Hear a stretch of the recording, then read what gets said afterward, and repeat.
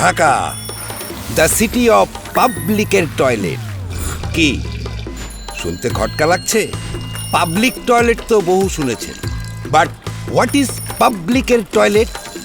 চলেন দেখাই। এই যে দেখেন, এই শহরে যে দেয়ালে করা হয় মত প্রকাশ, সেই দেয়ালেই প্রকাশ্যে করা হচ্ছে মূত্র বিসর্জন। এখানে মেট্রো স্টেশন, কারো কারো জন্য মূত্র স্টেশন। ওই যে স্কুল গোয়িং মা আর ছেলে প্রতিদিন এভাবেই লং জাম্প খেলে। এভাবেই ঢাকার যে কোনো পাবলিক প্লেস হয়ে যাচ্ছে পাবলিকের টয়লেট। চাপ আসলে আর মাফ নেই, দাঁড়িয়ে বা বসে পড়ে যেখানে সেখানেই। অথচ একটুখানি হেঁটে যেতে পারে পাবলিক টয়লেটে, কিন্তু না, যাবে না। যত্রতত্র পাবলিকের টয়লেট বানানোর এই অভ্যাসের বিরুদ্ধে যৌথভাবে তাই যুদ্ধে নেমেছে ভূমিজ আর ডমেক্স টয়লেট ক্লিনার।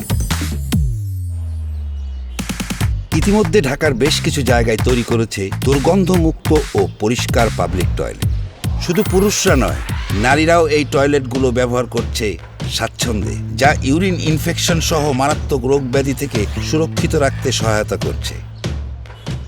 পাবলিক টয়লেটের সবচেয়ে বড় চ্যালেঞ্জ দুর্গন্ধ, আর ডমেক্সই জানে যত দুর্গন্ধ তত জীবাণু। তাই প্রতিনিয়ত এই চ্যালেঞ্জ মোকাবেলা করছে ডমেক্স টয়লেট ক্লিনার। ডমেক্স 3 দিন পর্যন্ত টয়লেটকে রাখে দুর্গন্ধমুক্ত। তাই তো প্রতিদিন প্রায় 10,000 মানুষ নিশ্চিন্তে ব্যবহার করতে পারছে দুর্গন্ধহীন ভূমিজ পাবলিক টয়লেট।